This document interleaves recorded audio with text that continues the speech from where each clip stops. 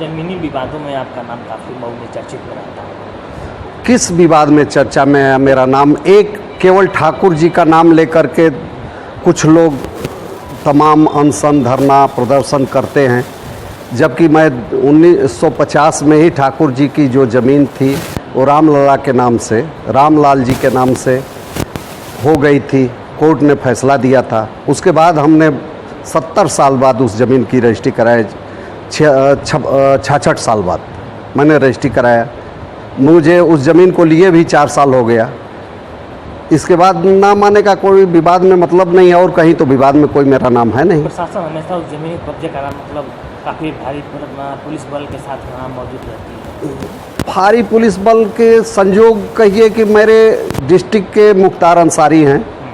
जिस जनपद का मैं रहने वाला हूँ उस जनपद के निवासी मुख्तार अंसारी भी हैं, मैं भी हूँ, और उनके बगल में संजोग से वो ज़मीन है, उनके सटी हुई ज़मीन है एक रास्ते के बाद, लेकिन वो मौजा दूसरा पड़ता है और मुख्तार अंसारी का मौजा दूसरा पड़ता है। अब संजोग बस उनसे बगल में है, तो अब उसके लिए तमाम लोग आरोप लगाते हैं, प्रत्यारोप करते हैं हमारे ऊपर। संबंध होने का भी आरोप लगता है आपके? मेरा संबंध नहीं है कहीं से। मैं उनके साथ न कहीं किसी केस में हूँ, न ही कहीं मेरा तस्वीर आप देखेंगे, न ही कहीं मेरा ज़मीन जायदाद का उनके साथ पार्टनरशिप ही है। तो मैं कैसे उनके साथ हूँ? हमारा जनपद का हो जाना, गाजीपुर जनपद का होने का मतलब ये नहीं है कि मैं उनका साथ, हाँ इतना ज़रूर है कि मैं उनका वोटर हूँ। गाजीपुर में भी वोटर हूँ, मोहम्मदाबाद का रहने वाला हूँ तो मोहम्मदाबाद में भी वोटर हूँ। यही मेरा संबंध है। तो लगा एक तो समाजसेवी द्वारा आप पे आरोप लगाया जाता है। कौन से? छोटेलाल गांधी जी हमेशा आरोप लगाते हैं। छोटेलाल गांधी जी के कमाई का कोई साधन नहीं है। हमसे एक बार एक वकील के माध्यम से पैसा वो लेने के लिए कहे थे कि कुछ हमारी मदद करा दीजिए। पैसा से ही मदद मांग रहे थे, आर्थिक मदद मांग रहे थे। मैंने उसको डिनाई कर दिया, उसको मैंने नहीं दिया पैसा। उस नाते वो बार बार हमारे ऊपर आरोप लगाते रहते हैं, और उनके विषय में तो पूरा शहर जानता है कि उनका कमाई का कोई साधन नहीं है। यही साधन है उनका नाम का भी और कमाई का भी। पूर्व जिलाधिकारी के बारे में आपने भी आरोप लगाया। ज्ञान प्रकाश जी की बात आप कर रहे हैं, लग रहा है। जी। तो ज्ञान प्रकाश जी तो हमारे ऊपर ज्ञान का बहुत प्रकाश डाले। एक बार हमसे उन्होंने कहा कि आप कुछ मेरी व्यवस्था करो। तो व्यवस्था में आप समझ रहे होंगे कि कौन सी व्यवस्था पूरे शहर से वो करके गए। वही व्यवस्था हमसे भी चाहते थे। तमाम डॉक्टरों से व्यवस्था वो करके गए। आप लोगों से कुछ छिपा नहीं है तो अब उसको हम उससे खुलवाइए मत। उन्होंने तमाम लोगों से व्यवस्था करके गया और मुझसे भी मांग रहे थे, तो मैंने नहीं, इनकार कर दिया। तो उन्होंने हमको धमकी दिया कि मैं तुमको 191 गैंग का सदस्य बना करके छोड़ूंगा, और उन्होंने LIU से रिपोर्ट बलपूर्वक लगवाया और मुझे मुख्तार के साथ शामिल कर दिया। उसके बाद से हमारे ऊपर तमाम कार्रवाइयाँ हुई जो आज तक चल रही हैं। 6 मुकदमे उन्हीं के इशारे पर तो नहीं लगा? सभी मुकदमे उन्हीं के इशारे पर लगे हैं। ठाकुर जी की ज़मीन भी उन्हीं के इशारे पर घोषित की गई। उन्होंने एक आदमी को खड़ा कर दिया, वो उसका तो मैं जानता भी नहीं हूँ, आज तक मैंने मिला नहीं है। वही गांधी को खड़ा करके उन्होंने मुकदमा हमारे ऊपर करा दिया। अच्छा सर, वो आपकी जो 6 मंजिला इमारत थी, इसी सब को लेकर के फिर ये लखनऊ गई, तो लखनऊ से माननीय राजपूत आदित्यनाथ जी ने ब्राह्मणों का सूची बनवा रहे थे, पूरे प्रदेश के मजबूत ब्राह्मणों का, उसमें मेरा भी नाम डाल दिया और फिर कार्रवाई मेरी गाजीपुर भी होना चालू हो गई। तो वो तो मान लीजिए हम योगी शब्द का प्रयोग नहीं कर रहे हैं आपके सामने, इसलिए नहीं करेंगे। योगी हमारे धर्म में बहुत ही सम्मानित शब्द है और ये धर्म और जात से ऊपर उठ करके होता है। योगी जी इसके, तो क्या लगता है ब्राह्मणों को दबाना चाहते हैं? योगी जी इसके काबिल नहीं है। उन्होंने तो लिस्ट ही बनवा दिया है पूरे प्रदेश में ब्राह्मणों का। आप देख लीजिए, यहाँ पर हरशंकर तिवारी, राकेश पांडे आपके ही जनपद के थे, उनका क्या हुआ? वो हॉस्पिटल में बेचारे थे, उनको हॉस्पिटल से उठा करके मारा गया। विजय मिश्रा, गणेश मिश्रा, मैं हूँ ही आपके सामने। और इस तरह से पूरे प्रदेश में 450 लोगों की हत्या भी की गई है। उसके अलावा 350 मकान गिराए गए हैं। उत्तर प्रदेश सरकार लगातार दावे कर रही है कि अपराध खत्म हो गया। अपराध तो बढ़ गया है ना। हम ये मान सकते हैं कि कुछ लोग अपराधी लोगों को उन्होंने जेल में डाला है, तो इसका क्या मतलब है? आप बताइए, ब्रिजेश सिंह का कहीं से भी कोई दिक्कत है? सुशील सिंह को कोई दिक्कत है? या इस तरह के तमाम राजपूत हैं जिनको कहीं से कोई दिक्कत नहीं है? केवल दिक्कत है किसको? अंसारी हो, ब्राह्मण हो, मुसलमान हो, ब्राह्मण हो, उसको दिक्कत है पूरे प्रदेश में। और छोटी जातीय के लोग हैं उनको दिक्कत है, जो मजबूत है उनको नष्ट किया जा रहा है। सरकार ब्राह्मण सम्मेलन करा रही है, क्या इस पे कुछ कहना चाहिए? सरकार करा रही है कि विपक्ष करा रहा है? सरकार तो ब्राह्मणों को बड़े बड़े पद दे रही है, एमएलसी, राज्यसभा के सदस्य, तमाम तरह के पदें दे रही है सरकार, इसलिए कि ब्राह्मण वोट को अपने तरफ आकर्षित करने के लिए। क्या लगता है विपक्ष करा कि अपने तरफ खींचना चाहते हैं? आप विपक्ष भी अपने तरफ तमाम तरह के सम्मेलन करा के खींचना चाहते हैं, लेकिन मैं आपसे कहना चाहता हूं कि ये सब लोग अपने पर्सनल स्वार्थ में पड़े हुए हैं, ब्राह्मण, चाहे वो सरकार के पक्ष में हो या विपक्ष में हो। लेकिन इससे ब्राह्मण का क्या भला होता है? ब्राह्मण के लिए के लड़के तो रिक्शा चलाते हैं, जा करके टेम्पू चलाते हैं दिल्ली और बॉम्बे में, और यहाँ तक कि बाथरूम भी साफ करते हैं, लेकिन ये ब्राह्मण को शोभा नहीं देता है। तो मैं तो इन लोगों से कहता हूँ कि ब्राह्मण के बच्चों के लिए काम करिए, ब्राह्मणों के लिए काम करिए। आप अपने स्वार्थ के लिए ब्राह्मण को का इस्तेमाल मत करिए वोट के रूप में। मैं ये कहना चाहता हूँ स्पष्ट रूप से कि जो भी ब्राह्मण भूमिहीन है या पूजा पाठ मंदिरों में करता है, उसको पेंशन दिया जाए तो ब्राह्मण का कुछ भला होगा, ताकि वो अपने कर्म से वंचित न हो। जो उसका कर्म है पूजा पाठ करना, लोगों को ज्ञान देना, उस कर्म से वंचित न हो। वो रिक्शा न चलाए, वो ठेला न चलाए, वो जा कर के बॉम्बे दिल्ली में बाथरूम न साफ करे। आप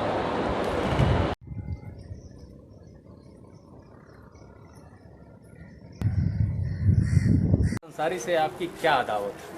हमारी मुख्तार अंसारी से अदावत नहीं है। जब उसने जो है मऊ की धरती पर कदम रखा तो पहले तो हल्की फुल्की राजनीति किया, उसके बाद हमारी जो है धार्मिक ठाकुर जी की ज़मीन है, कुछ सरकारी ज़मीनों पर जब अवैध कब्जा करना शुरू किया, यूनिवर्सिटी के नाम पर, विदेशों से पैसा लाने के नाम, जब उसने ठाकुर जी की ज़मीन कब्जा किया तो उसके खिलाफ हमने जंग जो है छेड़ी, और उसके जंग छेड़ी तो उसका नतीजा हुआ कि काफ़ी दिनों के लड़ने के बाद जब ज्ञान प्रकाश त्रिपाठी जी आए तो उन्होंने ठाकुर जी की ज़मीन पर, भूमि पर जब कब्जा किया तो उस पर 60 आदमी पर गणेश दत्त मिश्रा के साथ FIR दर्ज कराया।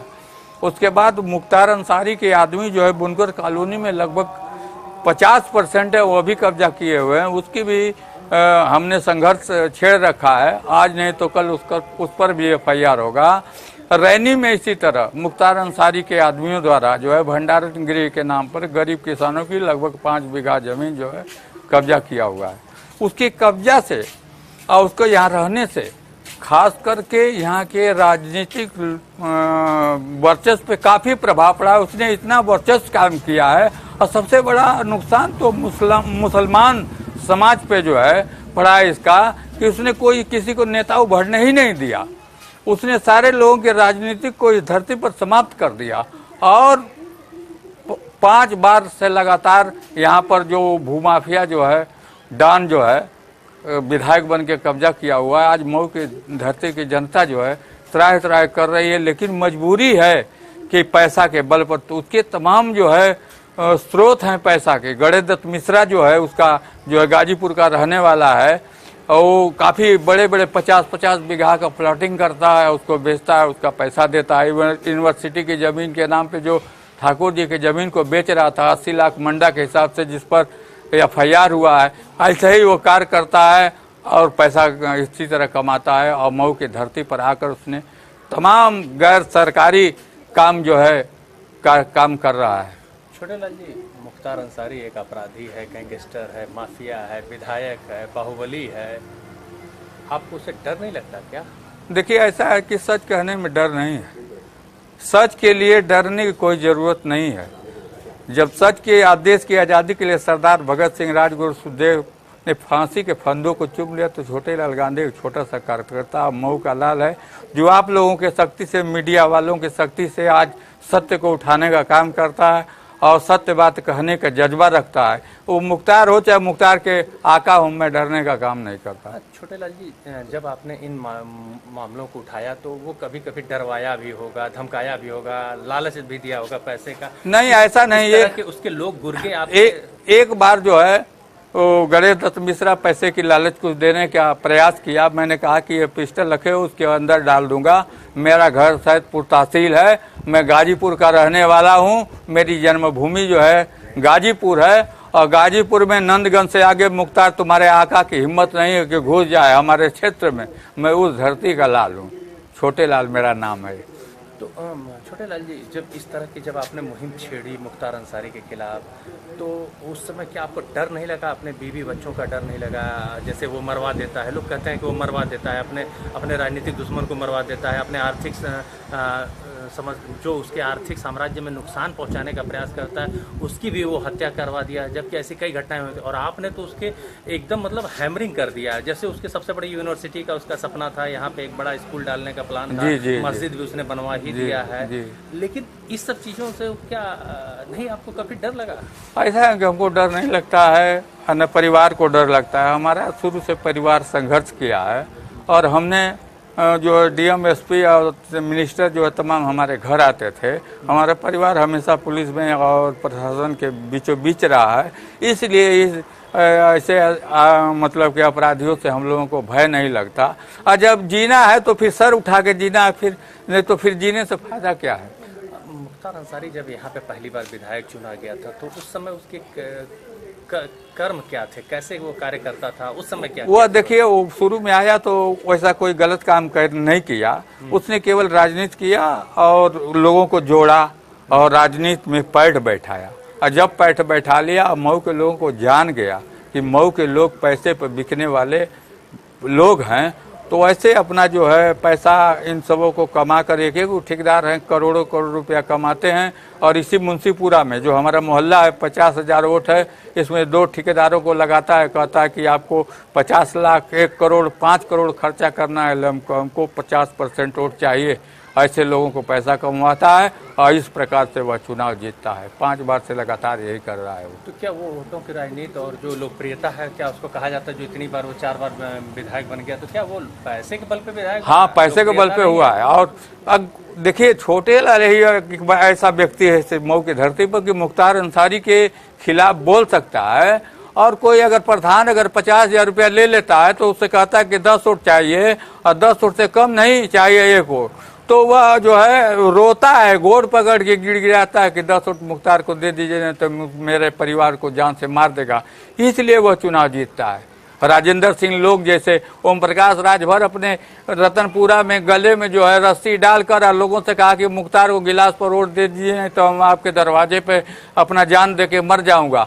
ऐसे जब पैसा देता है तो लोग मजबूर हो जाते हैं, डरते हैं। आप ओम प्रकाश राजभर पूर्व मंत्री की आप बात कर रहे हैं? हाँ जी, सुहेल देव का जो अध्यक्ष था ओम प्रकाश राजभर, जब रतनपुरा में मुख्तार अंसारी ऐसा था कि चुनाव राजभरों का जो इसमें वोट आ गया था, तो सारे लोग जान गए थे कि राजभर अगर भाजपा से जुड़े हुए हैं तो भाजपा के विजय प्रताप सिंह चुनाव जीत सकते हैं। तो उसने जो है नटई में बांध कर रस्सी जो है फंदा लगा कर लोगों से कहा कि आप मुख्तार को वोट दीजिए, और नहीं तो हम आपके दरवाजे पर मर जाएंगे। ऐसे पैसा के ताकत से वह चुनाव जीतता है। यानी मुख्तार अंसारी की जो लोकप्रियता है वो छद्म लोकप्रियता बनाई गई है क्या? पैसे की ताकत से बनाई गई है, बस थोड़ी सी लाभ के लिए, बस और कोई नहीं। उसका जो जन सेवा नहीं है, धन सेवा है। धन सेवा के कारण जो है उसका जो है वर्चस्व कायम। आज उसके पास धन न रहे, धन समाप्त हो जाए तो कल भिखारी हो जाएगा। ये मुसलमानों में जो इसकी लोकप्रियता बताई जाती है उस पर आपका क्या कहना है? देखिए, वो पैसा के लिए यहाँ पे मुंशीपुरा में हमने देखा है ना, हमारा घर है, क्योंकि हम सभासद रहे हैं 3-3 4 2-2 बार, और वो पैसा बांटता है। एक मोहल्ले में जो है 10-10 गो उसके दलाल है। 50 वोट पर 1 दलाल है, 100 वोट पे 1 दलाल है, 500 वोट पे 1 दलाल है। उनसे कहता है कि 1 लाख रुपया लो, 2 लाख रुपया दो, हमको 10 वोट दिलाओ, 50 वोट दिलाओ। ऐसे ठेका करता है, इसी आधार पर वह वोट दिलवाते हैं और चुनाव जीतता है। पैसा के बदौलत चुनाव जीतता है, अपने कर्मों के और अच्छाई के बदौलत चुनाव नहीं जीतता है। क्या मुख्तार अंसारी ने मऊ में विकास किया है? क्या विकास किया है? कुछ नहीं विकास किया है, लूटने के अलावा उसके आदमी।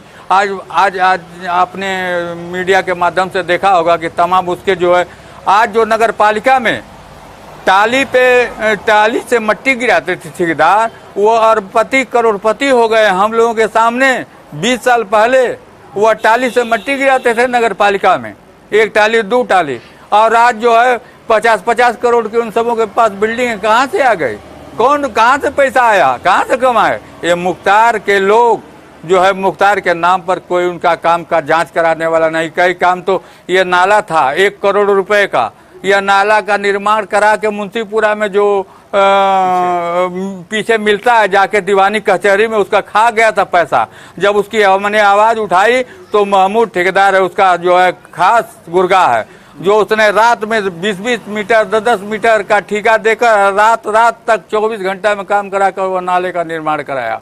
ऐसा काम किया है उसने। पैसा खा जाता है, किसी के औकात नहीं है कि उसकी जांच करा दे।